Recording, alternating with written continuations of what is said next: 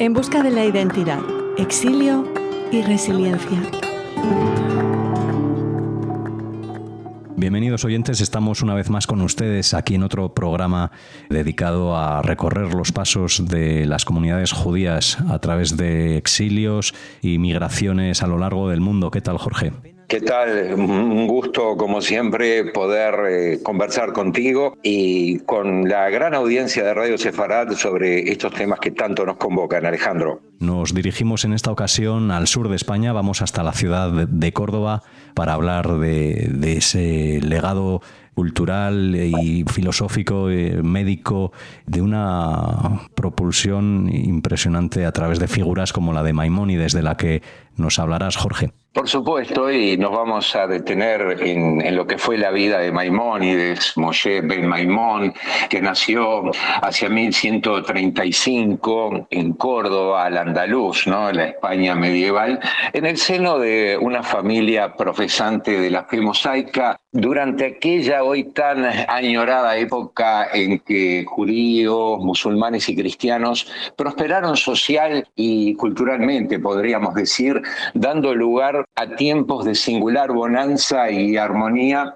convivencial que, bueno, sin embargo, llegarían abruptamente a su fin tras producirse en 1148 la llegada de los almohades, ¿no? Una dinastía bereber originaria del norte de África, sumamente intransigente, dispuesta a imponer a punta de cimitarra, ¿no? Valga la metáfora y valga la literalidad, porque así ocurrió, un rigorismo religioso que daría por tierra con la plena libertad de culto hasta entonces imperante, ¿verdad, Alejandro? Eran tiempos complejos porque se estaba comprometiendo a toda una población y compeliendo también a las comunidades cristianas y hebreas a optar entre convertirse al Islam o abandonar el suelo ibérico, ¿verdad? De allí en más, aquel niño formado desde muy pequeño en el estudio de las matemáticas y las sagradas escrituras,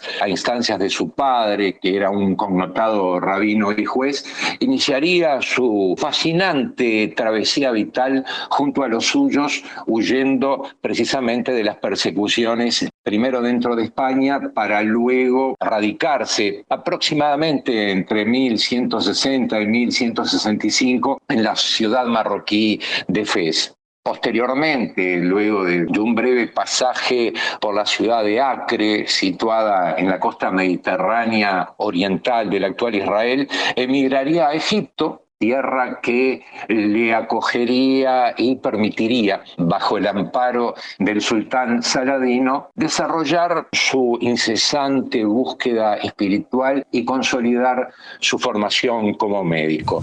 Es así, Alejandro, que a partir de entonces supo conciliar su formación rabínica con el ejercicio del hipocrático arte de curar, ¿verdad? Terreno en el que fungió como un adelantado para su tiempo, sin que ello fuera en menoscabo, por supuesto, de sus consabidos aportes en los planos de la filosofía, la teología y la astronomía, áreas del conocimiento que exploraría con proverbial dedicación, ¿no? Dando enseñanzas a muchos de quienes le siguieron, ¿no? Porque digamos que él promovió un trasiego, no solo se nutrió de grandes pensadores que le antecedieron, sino que él fue justamente faro y referencia para muchos, tanto musulmanes como cristianos, ¿no? Podemos citar el caso de Santo Tomás de Aquino, otros tantos personajes de la época, como San Alberto Magno también, quienes más allá de profesar otra fe, tomaban como válida y como revulsivo también para su pensamiento las enseñanzas del gran Maimónides, Alejandro. Exactamente, pues si te parece, Jorge, aprovechando ese paso por Fez y estando ya en el Cairo, en Egipto, como nos comentas, vamos a escuchar a Sebastián de la Obra, que es historiador y también fundador de Casa Sefarad en esta ciudad andaluza, que nos ha dejado unas palabras para comentarnos acerca de la figura de Maimónides y de esa importancia de su figura y su legado en diferentes ciencias y artes. Le escuchamos. Maimónides, Rambán, Rabbi Moshe ben Maimón, es la figura más importante del judaísmo hispano, la figura más importante del judaísmo medieval en Europa y posiblemente una de las figuras determinantes del judaísmo en la historia de la humanidad. Un joven Maimónides sale huyendo de Córdoba. Por lo tanto, es un emigrante o un inmigrante, como ustedes quieran reconocerlo. Maimónides es un médico con unas características de absoluta modernidad, de lo que hoy entenderían ustedes como un médico de atención primaria. Maimónides es al mismo tiempo un especialista y talmudista, un estudioso y conocedor de los textos sagrados de la tradición judía, de la Torá y del Talmud. Y Maimónides es al mismo tiempo uno de los filósofos que marcan la historia del pensamiento al establecer la conexión inalterable entre la fe y la razón. No su incompatibilidad, sino al contrario, su necesaria compatibilidad.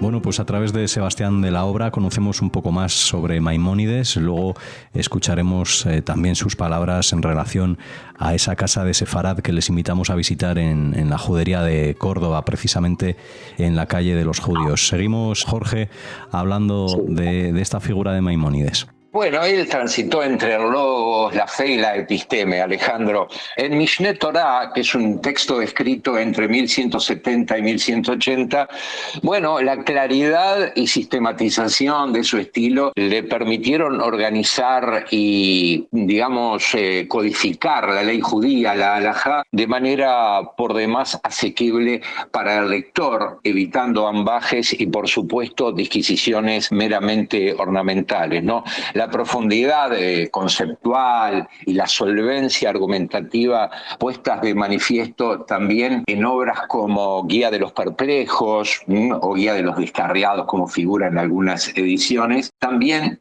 datada ya por 1190. Bueno, en esa obra también se ve palmariamente reflejada, ¿no?, la rigurosidad metodológica con que abordó Maimónides cuestiones teológicas y filosóficas complejas, digamos que obviando el antropomorfismo o la superstición y además apelando a la lógica como recurso sustancial al momento de interpelar alegóricamente las escrituras, ¿verdad? Y su osada manera de interpelar la realidad, su manera de desentrañar temas muy profundos, desentrañando también prejuicios y derribando mitos, influiría, digamos que disruptivamente, tanto en el pensamiento judío como en el escolasticismo cristiano o islámico, ¿verdad, Alejandro? Exactamente, una ciudad muy interesante y unas figuras fundamentales para generar ese conocimiento a lo largo de estos siglos de oro, podemos decir, en Al-Ándalus, esos siglos 9 y 10 principalmente, que nos llevan también o nos llevarán a Lucena, a la perla de Sefarad.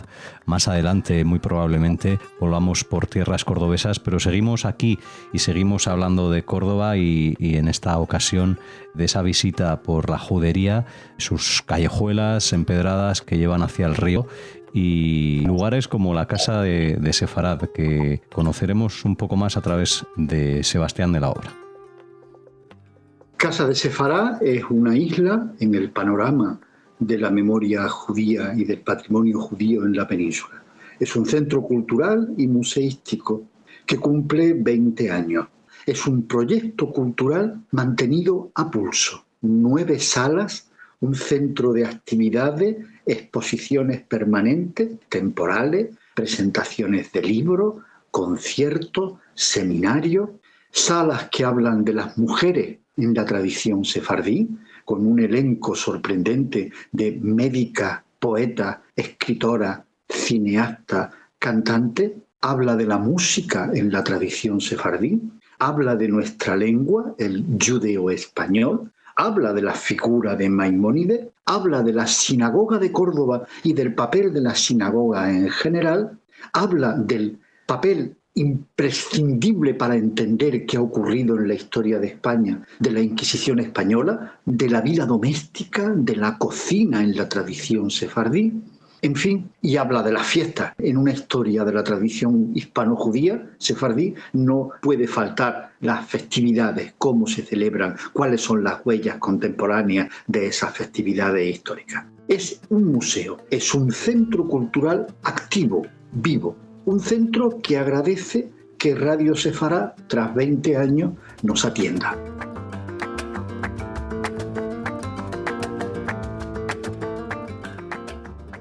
Bueno, pues diferentes salas dedicadas no solo a figuras que hemos comentado aquí en este programa, sino también a la música, a las mujeres y en estos días una exposición dedicada a los cómics que pueden visitar si se encuentran por Córdoba en este mes de abril en el que publicamos este programa.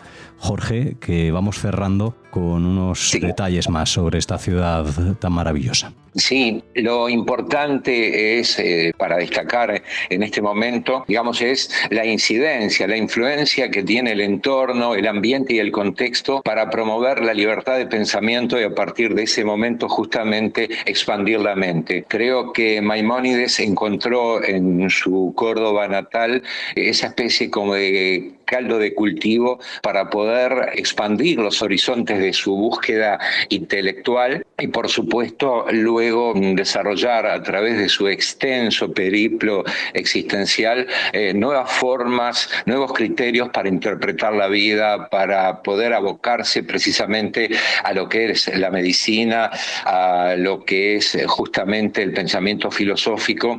Y quisiera detenerme brevemente en algo tan interesante, ¿no? Él pudo trabajar durante años como médico del sultán Saladino. Qué interesante, ¿no?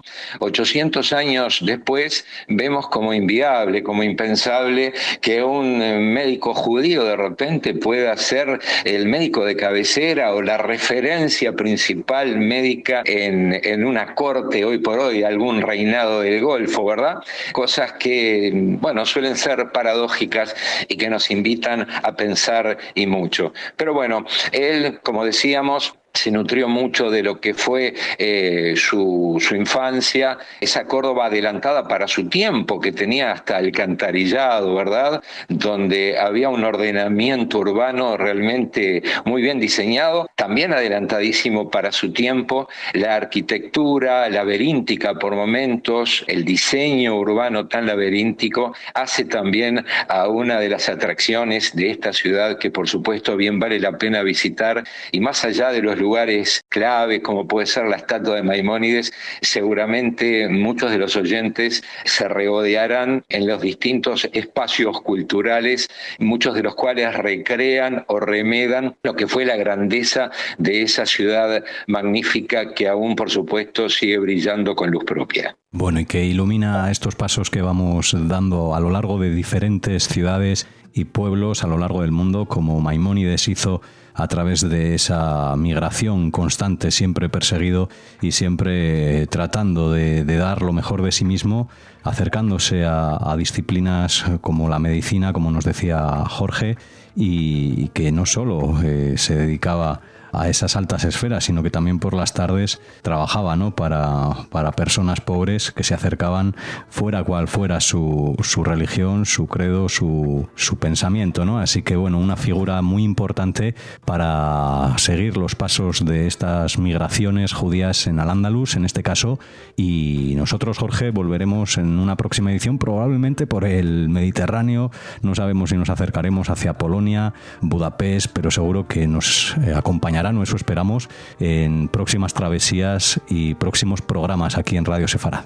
Bueno, veremos qué destino nos depara la programación y seguramente vamos a poder seguir abundando sobre estas historias de vida que, como venimos diciendo a lo largo de esta serie de encuentros, son historias mínimas, pequeños relatos que hacen precisamente a la historia grande del pueblo judío y todo su derrotero diaspórico a través de los siglos. Así que ha sido un gusto, como siempre, conversar contigo, Alejandro, y encontrarme, como lo venimos haciendo regularmente, con la amplia audiencia de Radio Sefarad. Exactamente, Jorge. Bueno, un placer, como siempre, también para mí estar contigo y, por supuesto, con todos ustedes, con todos los oyentes de Radio Sefarad y de este programa que dedicamos a las migraciones, en este caso, como han podido escuchar, en Córdoba. Les invitamos, como siempre, a escribirnos a redacción@radiosefarad.com para poder charlar con ustedes o recibir sus comentarios, incluso sus notas de audio.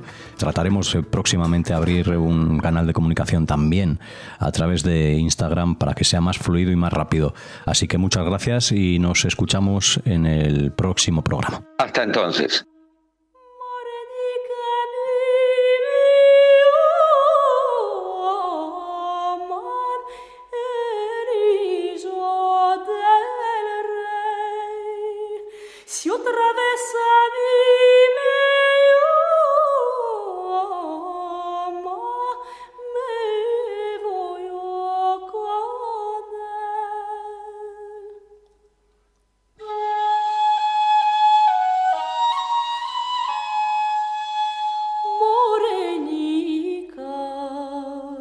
Graciosica sos, tu reina, yo gracioso y ojos pretos tú.